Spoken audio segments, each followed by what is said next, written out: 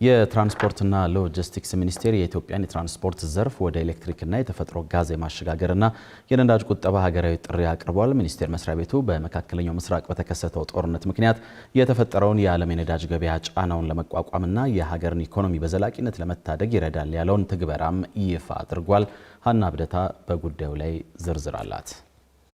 አሜሪካና እስራኤል በጋራ በኢራን ላይ የከፈቱት ጦርነት በዓለማችን ላይ የሚደርሰውን የነዳጅ እጥረት ቀውስና ኢኮኖሚያዊ ጫናው ብዙ ሀገራትን ስጋት ላይ የሚጥል ሆኗል። ከጦርነቱ በፊት የነዳጅ ዋጋ ከ70 እስከ 73 ዶላር የነበረ ቢሆንም ኢራን በነዳጅ ጫኝ መርከቦች ላይ ጥቃት ማድረሷን ተከትሎ የዓለም የነዳጅ ዋጋ እንደገና ማሻቀቡ ተነግሯል። አሁን ላይ የአንድ በርሜል ነዳጅ ዋጋ በአማካኝ ከ100 ዶላር በላይ መድረሱ እየተነገረ የሚገኝ ሲሆን ኢራን በበኩሏ ይህ ዋጋ ገና ወደ 200 ዶላር ያሻቅባል ስትል መዛቷ የሚታወስ ነው። ምንም እንኳን 32 የነዳጅ አምራች ሀገራት የዓለም የነዳጅ ዋጋን ለማረጋጋት ተጨማሪ የነዳጅ ምርት ለገበያ ለማቅረብ ቢስማሙም የዓለም የነዳጅ ዋጋን ማረጋጋት ግን አልተቻለም። ኢራን የዓለማችን 1/5ኛ ነዳጅ መተላለፊያ የሆነውን የሆርሙዝ ሰርጥን በመዝጋቷ የነዳጅ ምርት እጥረት ለሀገራት ቀውስ እየሆነ የመጣ ሲሆን ይህ ችግር ተፈቶ ወደ መደበኛው የነዳጅ አቅርቦት ስርዓት እስክንመለስ ድረስ ነዳጅን በቁጠባና ለመሰረታዊ ነገሮች ቅድሚያ በመስጠት መጠቀም ይኖርብናል ሲሉ ጠቅላይ ሚኒስትር አብይ አህመድ ሰሞኑን ተናግረዋል። የነዳጅ አከፋፋዮች፣ ማደያዎችና ተጠቃሚዎች ነዳጅን በቁጠባ ለመሰረታዊ ነገሮች ቅድሚያ በመስጠት ሁላችንም በኃላፊነት ስሜት እንድንጠቀም ሲሉም ማሳሰባቸው አይዘነጋም። የትራንስፖርትና ሎጂስቲክስ ሚኒስቴር በበኩሉ ዛሬ ረፋድ ባወጣው መግለጫ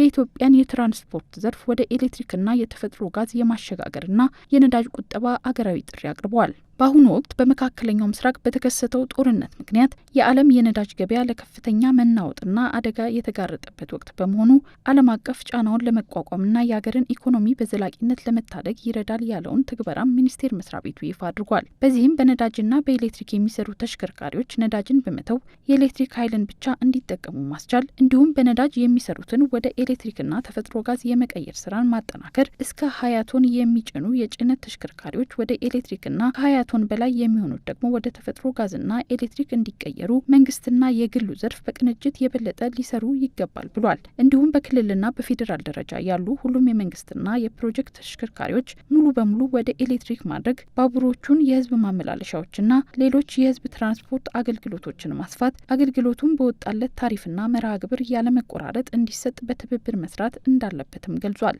በተጨማሪም የግል ተሽከርካሪዎች ገደብ በማድረግ ከአንድ ቤት ብዙ መኪናዎችን ይዞ መንገድ ከመውጣት ይልቅ በጋራ መጠቀም፣ በከተማ ውስጥ የሚደረጉ አጫጭር ጉዞዎችን በእግርና በብስክሌት የማድረግ ባህልን ማሳደግ እንደሚገባም ተነግሯል። ተሽከርካሪዎች ላይ የጭስ ልኬት መመሪያን በተሟላ ሁኔታ መተግበርና ሁሉም ተሽከርካሪዎች በኢትዮጵያ የደረጃ ልኬት የጸደቁ የነዳጅና ጭስ መቆጣጠሪያ ቴክኖሎጂዎችን እንዲጠቀሙ ማድረግ እንደሚገባም ሚኒስቴር መስሪያ ቤቱ ጠቁሟል። ይህ ጥሪ የሀገርን የውጭ ምንዛሪ ለማዳን፣ የአካባቢ ብክለትን ለመቀነስና ዜጎች በዓለም አቀፍ የነዳጅ ዋጋ መዋዠቅ እንዳይጎዱ ለማድረግ የታለመ መሆኑንም የትራንስፖርትና ሎጂስቲክስ ሚኒስቴር በመግለጫው አስፍሯል።